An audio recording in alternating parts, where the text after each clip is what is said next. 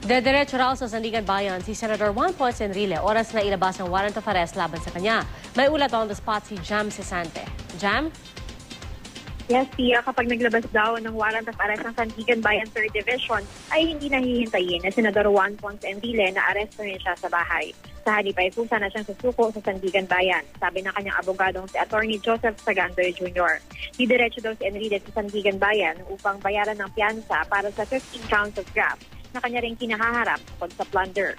Sa ngayon, nakabinbin pa rin ang motion to dismiss at motion for bail si Enrile para naman sa kasong plunder. Nauna nang giniit ni Enrile na hindi totoo ang paratang, nagbusa siya ng 172.8 million na kickback mula sa pork barrel na nilagak sa mga NGO ni Janet Lim Napoles.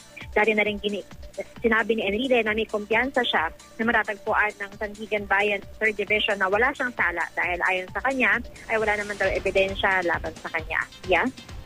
Jam, meron ba tayong impormasyon sa ngayon kung kamusta naman si Senator Enrile mula sa kanyang kampo? Ano yung mga ginagawa niya ngayon? Pati ba siya talagang nag-aabang ng masinsinan dito sa magiging desisyon ng Sandigan Bayan o ginagawa lang niya ang kanyang mga pangkaraniwang gawain?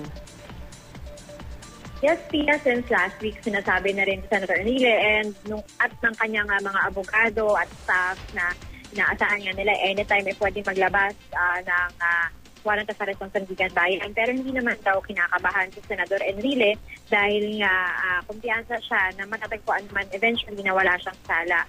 He still goes about his daily activities. Nagpapacheck up pa rin siya dahil kailangan nga niya ng medical attention dahil sa kanyang mga iba't ibang sakit, lalo na sa kanyang mata.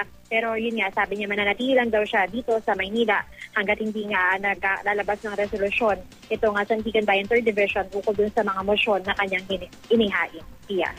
Maraming salamat, Jam Cesante.